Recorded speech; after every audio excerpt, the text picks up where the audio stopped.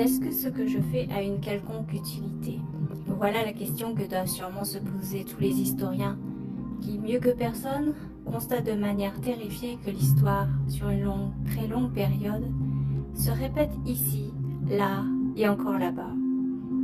Par instinct plus que par devoir de mémoire, ils savent aussi que les événements sont têtus, comme s'il y avait une intelligence artificielle, j'ai envie de dire, derrière chaque annexion, chaque déclaration de guerre, derrière chaque trêve, et depuis 1945, derrière chaque division. Alors, ils ont beau se creuser la cervelle à vouloir démontrer à tout prix que la paix est la normalité et la guerre l'exception.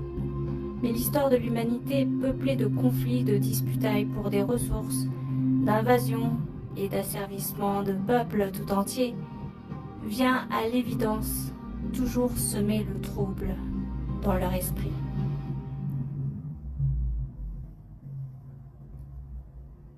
J'en suis presque venu à me dire que la paix est l'exception et que l'état naturel de l'homme est celui d'un prédateur toujours aux abois, attendant dans un trou le bon moment pour sortir attaquer avant de se faire bouffer à son tour. Si on veut réellement parler de progrès humain, ce n'est donc pas à l'échelle globale qu'il faut observer les choses, mais bel et bien à l'échelle individuelle. Ce sont tous ces individus qui, on ne sait toujours pas pourquoi d'ailleurs, ont décidé un jour de s'insurger contre cet état de la nature. La guerre de Corée est un exemple flagrant de la bataille que mène l'histoire, faite de complots sordides, de lutte pour le pouvoir, un pouvoir qui finit d'ailleurs toujours par brûler les mains de ceux qui veulent le garder à tout prix. Contre la main visible qui jette des individus sur terre comme on sèmerait sur un champ de bataille des graines, espérant un jour voir grandir à la place des débris, des cendres, de beaux oliviers.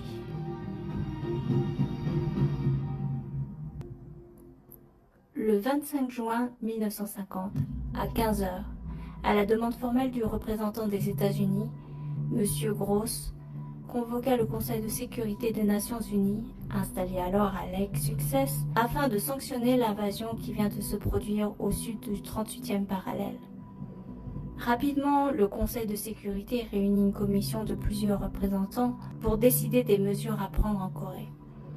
Le secrétaire général qualifia la lutte engagée de menace à la paix internationale en précisant que l'action militaire paraissait avoir été déclenchée par la Corée du Nord et que le Conseil de sécurité, étant l'organe le plus compétent pour en juger, avait le devoir de prendre les mesures nécessaires pour rétablir la paix dans ce pays.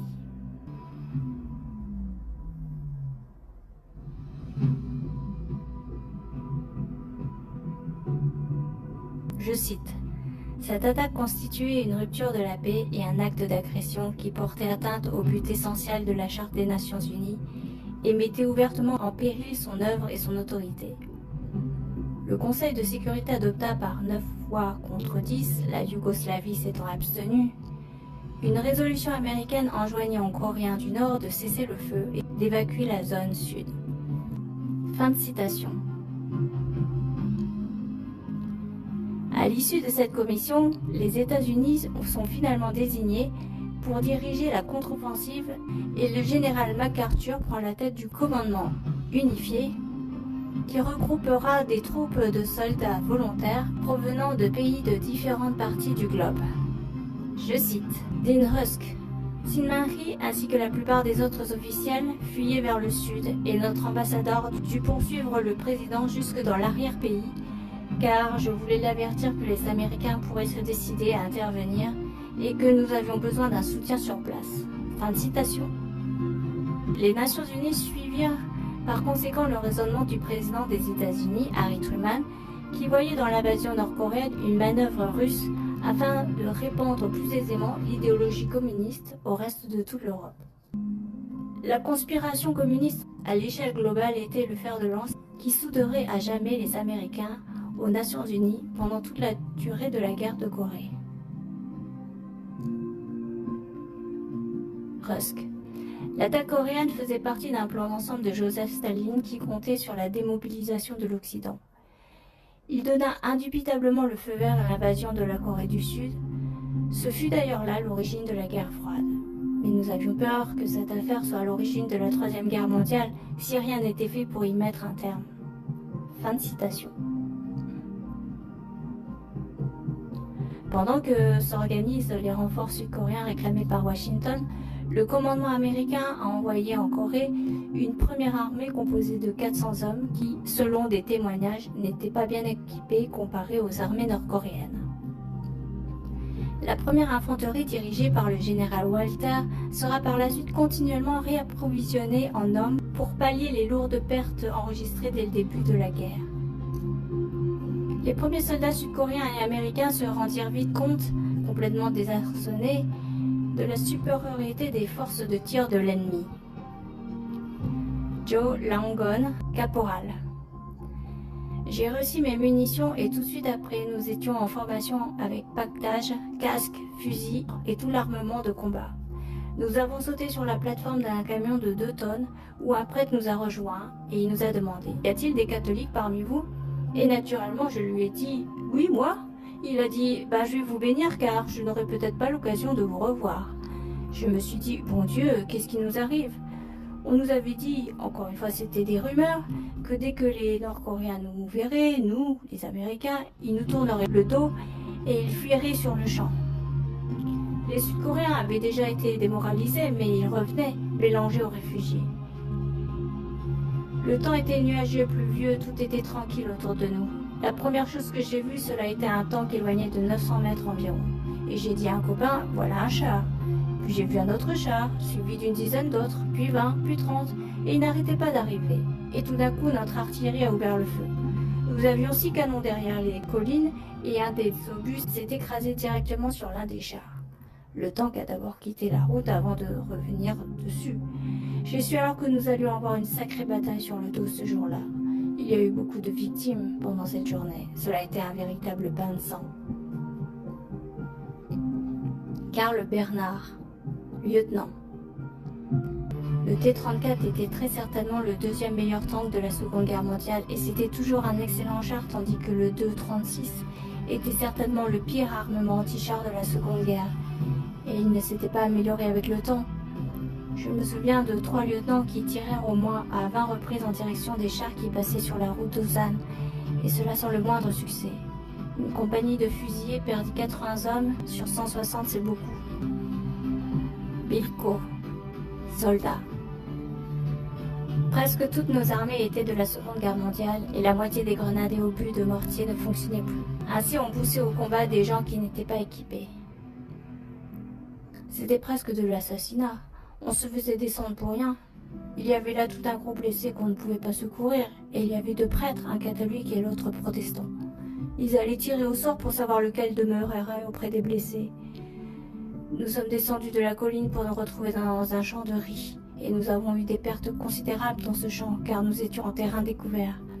Les 2 prêtres avaient finalement décidé de rester, et ils se firent tuer. Bill Temper, soldat. Nous nous sommes immédiatement rendus compte de notre mauvaise condition physique en escaladant cette colline. À peu près tous les hommes traînaient des pieds et effectuaient de longues pauses. Nous n'étions absolument pas préparés à affronter ce genre de terrain. Nous n'avions bientôt plus de réserve d'eau et il nous a fallu boire de l'eau des champs de riz qui contenaient des excréments humains. La soif nous a fait dominer notre aversion. Walt Mayo, lieutenant. On nous avait limité à 25 obus, 25 salves par canon et par jour. Et un 105 peut aisément tirer 25 salves en 5 minutes. Fred Ladd, ancien aide de camp du général MacArthur. Quand je retournais à mon bureau, il y avait un message en provenance de Corée qui indiquait que les Américains étaient en train d'évacuer et qu'ils emmenaient leurs épouses coréennes dans des hôtels au Japon. J'étais stupéfait qu'on leur demande de partir car ils étaient assignés là-bas en tant que conseillers. Et lorsque le général MacArthur en fut averti, eh bien, il ordonna qu'on les renvoie sur place. Ils étaient supposés se trouver à côté de la division compagnie et bataillon, et non pas ici, à Tokyo, dans des hôtels. Fin de citation. Parallèlement à ces premiers combats à armes inégales, les États-Unis rassemblèrent des fonds pour renforcer leur armement. Les soldats blessés, tués ou capturés ont été aussitôt remplacés par de nouvelles recrues prises à la fois dans la population civile coréenne et américaine. Les Britanniques ont ensuite rejoint les troupes de la paix pour défendre le dernier périmètre au sud de la Corée qui n'était pas encore tombé aux mains des communistes. Le Premier ministre anglais, Clement Attlee, venait de réitérer dans un discours diffusé sur toutes les chaînes nationales les nouveaux enjeux de la paix qui se posaient désormais en Corée.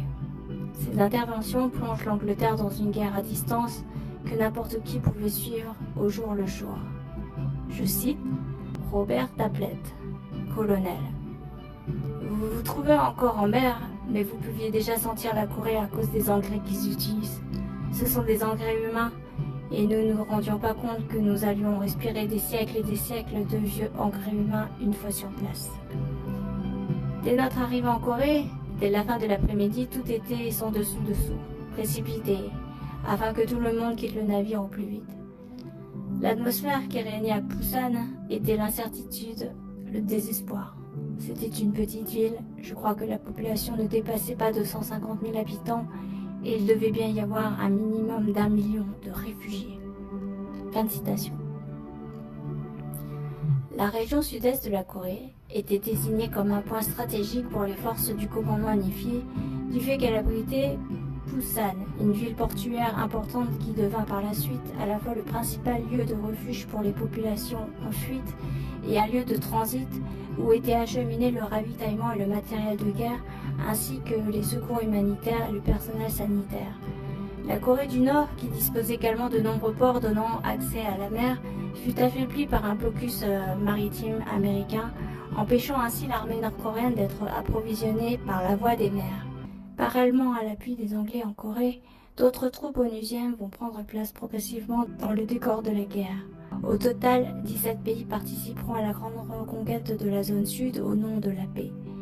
C'est la première fois qu'une coopération militaire d'une telle ampleur survient dans l'histoire, alors qu'il faut bien préciser que les Nations Unies avaient adopté en 1945 une charte de la paix qui avait été ratifiée par un certain nombre de pays sympathisants du bloc communiste. Dans ce cadre, la France possédait elle-même au moment de la signature un clivage politique assez important. Lorsque le 25 juin 1950, le gouvernement français apprend par son ambassade postée au Japon le déclenchement des hostilités en Corée, il va d'abord prendre le temps de bien réfléchir au fait d'impliquer ses propres soldats dans un conflit qui semble ne regarder que les intérêts des États-Unis. Finalement, un bataillon composé uniquement de soldats réservistes et de volontaires sont envoyés pour prêter main forte aux Américains. Ces volontaires français seront conduits de nuit par train jusqu'au port de Marseille où est prévu un embarquement vers la guerre de Corée. La motivation de ces Français partis combattre en terre inconnue est à souligner ici, car leurs propos plus tard recueillis tranchent avec l'opinion générale des Français qui se souviennent avoir vécu dans un passé très proche ce que signifiait vivre dans un pays divisé. Les hésitations du gouvernement socialiste peuvent se comprendre pour plusieurs raisons. D'abord parce qu'en 1950, les Français faisaient difficilement le rapprochement entre les enjeux de paix européenne et le conflit coréen, qui pouvait faire tache d'huile et embraser toute l'Europe occidentale par les jeux d'alliance. Ensuite, parce qu'à la même époque, la France était déjà enlisée dans une guerre, celle d'Indochine, qui avait débuté en 1946. Un conflit qui avait fait monter des tensions en Extrême-Asie, notamment avec les Américains. Et enfin, dernier point, et loin d'être le moindre, la signature de la Charte des Nations Unies a impliqué directement le gouvernement français à fournir aux Américains un soutien à la fois humain et financier. L'histoire retiendra néanmoins de cette intervention française l'image d'un pays occidental qui est venu en Corée défendre les droits de l'homme. Je cite Pierre Collat, lieutenant. Je suis occidental de conception, je suis chrétien par vocation et je suis français par filiation. Ce qui veut dire français, fils du pays des droits de l'homme. Je ne serai pas méchant en disant qu'il y en a eu peu ou il y en a eu beaucoup qui en parlent. Mais il y en a très peu qui ont pris les armes pour le défendre. Et là, c'est le cas où il fallait le faire. La preuve, la Corée existe toujours, celle du Nord, celle du Sud. À l'époque, l'opinion publique n'a absolument pas réagi pour la bonne raison qu'elle avait déjà un conflit très important qui la préoccupait et parce que la Corée du Nord envahissant la Corée du Sud, tout le monde voyait ça de tellement loin, hors de la réalité du temps et de l'espace, que personne ne songeait qu'il pouvait y avoir un intérêt mondial dans cette affaire. Robert André Vivien, sergent-chef. Il y a 17 nations qui se présentent, mais le gouvernement français décide, à l'instigation de Gaston Defferre, socialiste avec lequel il y a des rapports d'amitié à faire sur le plan de la résistance française, et de Max Lejeune, qui ont voulu qu'il y ait un bataillon français. Il a fallu trouver les moyens humains. Il fallait voir dans quelles conditions ce bataillon avait travaillé en Corée, car la France n'envoyait pas une unité. Il y avait les forces de terre empruntées par le bataillon, la marine de l'Aviso, la Grandière empruntée aux marins, et des forces empruntées à l'observatoire de l'armée de l'air. Le général Monclar, qui avait renoncé à ses étoiles de corps d'armée pour créer ce bataillon de réservistes, était devenu lieutenant-colonel commandant des forces françaises de l'ONU. Et il a fallu aussi payer les factures. Lorsqu'il y avait un bombardement à faire en Corée, il était débité au gouvernement français. Il fallait payer les équipements, l'artillerie. Alors ça déboule de tout héroïsme la démarche. C'était surtout un effort matériel qui était demandé. Il fallait donc au gouvernement discuter, obtenir les crédits. Gaston Defferre a été finalement fier d'avoir été le père du bataillon français. Fin de citation. Les premiers jours de la guerre ont été marqués par le bombardement à la fois terrestre et aérien des villes coréennes envahies par l'armée de Kim Il-sung. Les armées communistes nord-coréennes entrent dans Séoul avec l'intention d'avancer, quoi qu'il arrive, vers le sud. Les chars tirent sur les habitations afin d'en faire sortir les civils, et les soldats nord-coréens, entraînés et bien équipés, ont ordre de tirer sur tout ce qui bouge. Les armées sud-coréennes n'auront malheureusement pas le temps d'organiser l'évacuation des civils. Ainsi, les millions de familles coréennes, terrorisées, fuiront dans toutes les directions. L'armée de l'air tente de ralentir les troupes de blindés nord-coréens au sol, mêlant à la foule des réfugiés, tanks, soldats et militants communistes. Je cite Lee Sung-han, soldat nord-coréen. On m'a ordonné de tirer sans discrimination sur tout ce qui bougeait. J'ai tiré et j'ai tué un grand nombre de personnes. En me rendant dans le sud, je me suis rendu compte que les gens n'étaient pas prêts à s'engager au combat. Chaque fois que nous pénétrions dans un village, il nous suffisait de tirer quelques coups de feu pour voir les habitants disparaître. Je me trouvais au sommet d'une colline lorsque j'ai aperçu tous ces avions des Nations Unies. C'était la première fois que je voyais des avions sans hélice. J'étais stupéfait par la puissance de feu de l'aviation des Nations Unies. Les avions en très grand nombre plongeaient pour lâcher leurs bombes comme des gouttes d'eau dans une douche. Être au sol et lever les yeux coupait le souffle. J'avais une peur terrible que les bombes me touchent, tandis que j'observais tout cela du haut de ma colline. J'étais terrorisé, j'avais l'impression de n'être rien. Lee Hong-koo, étudiant. Tout le monde essayait de se cacher. Je me suis caché avec deux de mes oncles dans une maison de l'autre côté de la ville, appartenant à l'un d'entre eux, et je suis restée d'abord avec mes parents, mais cela devenait de plus en plus dangereux de rester chez soi. Car comme tous les voisins connaissaient ma famille, de toute façon, avec l'atmosphère qui régnait, on commence à avoir peur que les gens nous dénoncent. Aussi, j'ai déménagé chez mes oncles et je m'y suis cachée pendant quelques mois. Mais un de mes oncles, devenu trop impatient, est sorti de chez lui et n'est jamais plus revenu. Apparemment, il devait avoir été arrêté quelques minutes après avoir quitté son domicile. Lee Chin-ho, étudiant de l'université de Séoul. Les gens ne fuyaient pas dans une direction précise, ils ne faisaient que quitter les villes. Ils se dirigeaient sans but précis, et nous ne faisions que les suivre vers le sud. Fin de citation. Au début du conflit, sans connexion directe avec le sol coréen, les pilotes de l'air onusiens ont abattu des cibles militaires sans précision. MacArthur a ensuite tenté, depuis Tokyo, de mieux coordonner les forces entre le sol et l'air au moyen de renforts provenant des Nations Unies, bien que cela ait toujours été une mission difficile d'escorter les civils vers des abris. Je cite Communiqué dans le courant de l'après-midi annonce que l'évacuation des femmes et des enfants en Corée du Sud est actuellement en cours. Elle porterait sur 700 personnes environ. L'escorte navale aérienne assurerait leur arrivée au Japon en toute sécurité. Les munitions et matériels de guerre requis par la Corée du Sud sont en voie d'embarquement conformément aux autorisations données en haut lieu. Une escorte navale et une couverture aérienne seront fournis pour assurer la livraison de ce matériel en Corée. Fin de citation. Il existe de nombreux plans décrivant les mouvements de réfugiés coréens de 1950 à 1953. Mais il est beaucoup plus rare de trouver des cartes retraçant avec précision le mouvement des escadrilles. Ce que l'on sait est que les bombardements aériens et terrestres ont dispersé des centaines de milliers de familles coréennes qui étaient alors présentes dans les villes assiégées.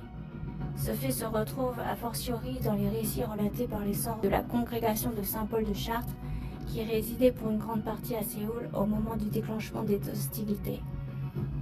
Les religieuses françaises peuvent nous apporter un point de vue éclairant par leur témoignage sur l'effet de dispersion de la guerre, du fait que nombre d'entre elles ont vécu en personne l'arrestation par les troupes communistes, la déportation au nord avec des prisonniers de guerre et ont pu pour certaines d'entre elles être libérées grâce à la diplomatie franco-russe. Je cite: Malgré le 38e parallèle et les conséquences qu'il entraîne, nos œuvres sont en pleine prospérité. Nos écoles sont débordantes d'élèves, les hôpitaux que nous desservons sont donc complets. Nos crèches et nos orphelinats insuffisants tentent d'élever le nombre des enfants coréens. Nous travaillons dans l'abandon et dans la paix lorsque soudain, le 25 juin 1950, comme un brusque coup de foudre retentissant dans un ciel d'orage, le bruit de l'entrée à Séoul des Nord-Coréens parvient à nos oreilles et résonne douloureusement dans notre cœur. Les événements se précipitent avec l'invasion de nos vainqueurs. Le 27, Monseigneur Byrne, accompagné du père Koyos, vient nous inviter à prendre le dernier avion américain. Une voiture nous attend à la porte et nous avons 10 minutes pour agir. Nous décidons d'envoyer immédiatement à Tokyo sœur Louise qui est infirme. En 5 minutes, nos sœurs coréennes lui préparent un petit bahuduchon et elles nous quittent. Quant à mère Béatrix et à moi, ayant demandé à rester en Corée et en ayant obtenu l'autorisation de notre révérende mère générale, nous ne bougeons pas. Dans la journée, 22 carmélites nous demandent l'hospitalité. Nous passons une nuit terrible, l'ennemi arrivant de plus en plus nombreux. Au matin, le père Villemot célèbre la Sainte Messe à laquelle nous assistons. À 16h, notre quartier n'étant plus sûr, nos chers carmélites regagnent leur monastère. Le 28 juin, sur ordre du père Ri, curé de la cathédrale, nous quittons notre habitat religieux pour revêtir le costume coréen. Ce même jour, les troupes Injin défilent dans la ville. 11 juillet. Sans leur donner le temps de se vêtir entièrement, à 6h du matin, Monseigneur Byrne et son secrétaire le père Booth sont arrêtés. Le père Yu les suit. 1 heure après, le père Villemot est emmené. À partir de ce moment, mère Béatrix et moi revêtons double vêtement et attendons notre tour. Le 15 juillet, vers 11h, on nous ramène le père Villemot atteint de dysenterie. Durant la nuit, les bombes de tout calibre pleuvent sans arrêt. Les sœurs et les enfants se blottissent dans les caves. 16 juillet, en cette belle fête de Notre-Dame du Mont-Carmel, sans le savoir, le père Villemot dit pour la dernière fois la messe. Le bombardement est incessant depuis plusieurs jours. Un coup formidable nous épouvante tellement que nous sommes sur le point de sortir. Mais le révérend père qui est à l'autel se retourne tranquillement et nous dit de rester. Nous lui obéissons. Toutefois la panique et la frayeur sont générales. Des civils se mêlent aux militaires pour essayer d'endoctriner la foule et faire de nouveaux adeptes. Les dénonciations sont nombreuses. Les amis dénoncent leurs amis. C'est le désordre, le trouble dans la ville. Les Rouges achèvent de terrifier le peuple par des exécutions publiques plus ou moins motivées. Sur tout le parcours de notre voyage, des curieux affluent pour nous photographier, nous interroger, se moquer de nous. Par contre, les prisonniers coréens qui sont de la bonne société de Séoul se montrent très corrects et prennent notre parti devant nos geôliers. À 1h du matin, le 29 juillet, arrivés à Pyongyang, la capitale nordiste, nous perdons de vue nos prisonniers coréens et ne saurons jamais ce qu'ils sont devenus. Nous quittons Pyongyang le 5 septembre. Les avions ne cessent de faire pleuvoir des bombes. Nous prenons le train. On nous distribue de mauvaises couvertures. Nous nous entassons sur le parquet, serrés comme des sardines en boîte, pour rouler toute la nuit.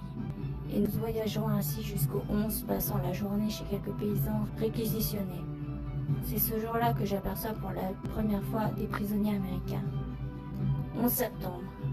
Après avoir traversé 53 tunnels, nous arrivons enfin à Mampo à 2h du matin. Nous parcourons bien des kilomètres en camion et finissons par nous trouver dans un long bâtiment divisé en chambrettes. 8 ou 9 personnes prennent place dans chacune d'elles. Ordre nous est donné d'avancer et de laisser nos quelques paquets pour mieux marcher et porter nos malades. Depuis quelque temps, mère Béatrix est allégée de tous ses bagages et m'a remis avec des images son stylo endommagé, sa montre cassée et son chapelet de religieuse en morceaux. Est naturel que son chapelet de poche, son canif et ses chères reliques de martyrs coréens. J'abandonne alors un coussin ouaté, d'autres menus objets et la terrible marche forcée commence. Les hommes devront faire à pied le double du parcours imposé aux femmes, c'est-à-dire 280 km. Soudain, à ma douloureuse surprise, j'entends le garde nous dire que tout le monde reparte, même les malades. C'est l'ordre du tigre, marcher jusqu'en mourir. Nos pauvres patients essaient d'obéir. Ils partent déjà avec la colonne. Je les suis. Notre mère s'appuie sur notre bras droit et nous fermons la marche. Bientôt, 4 gardes nous serrent d'assez près, mais la marche se ralentit pour nous de plus en plus.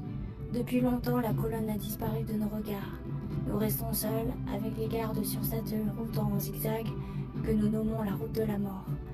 La canonnade se fait de plus en plus proche. Ça et là, ils nous harcèlent et nous angoissent avec leur « Vite, vite, avancez ou je vous tue !»